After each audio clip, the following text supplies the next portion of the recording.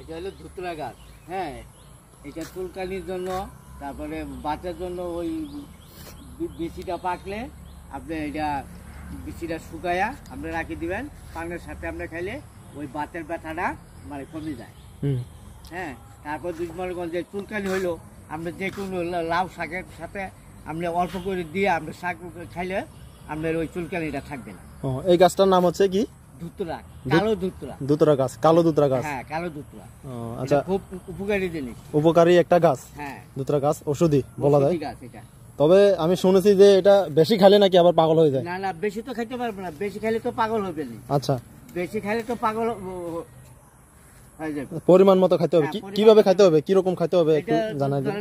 এই একটা ছাগাই, এই একটা পাতা নিলাম। পাতা। এটা মনে করেন যে আপনি যে কোনো শাকের সাথে আপনি অর্ধেক এটা কুচি কুচি করে কাটা শাক পাক কইরা আপনি খাইতে পারবেন। আচ্ছা, এটা তারপরে আপনার ওই চুলকানিটা চলে যাবে। চুলকানি চলে যাবে। হ্যাঁ, চুলকানি থাকবে। চুলকানির জন্য এটা মানে এই গাছটা। চুলকানির জন্য এটা খুব ভালো।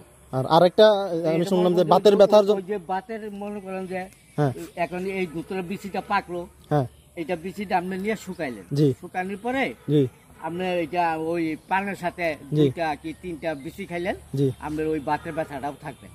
সর্বোচ্চ 2টা? হ্যাঁ, 2টা। বেশি খাইলে 5-10টা খাইলে আপনার মাথা ঘুরবে, পাগলের মতো হয়ে যাবে। ও আচ্ছা আচ্ছা। আবার এটা পরিমাণ মতো খাইতে হবে। পরিমাণের চাইতে যদি বেশি খান তাহলে কিন্তু পাগল হয়ে যাবে। আচ্ছা, দেখান তো, দেখান। এই পাকছে তো, এই ধরেন এইখান থেকে 2টা বিচি নেবেন, 2টা নাইলে 3টা বিচি নেবেন, ওই পানের সাথে খায় ফেলবেন। পানের সাথে। যারা তাহলে পান খায় না, যারা তাহলে তারা খায় না, এরা এমনি খাইতে পারবে, একটা খাইবে, এমনি খেয়ে ফেলবে। হ্যাঁ, এমনি খেয়ে ফেলবে।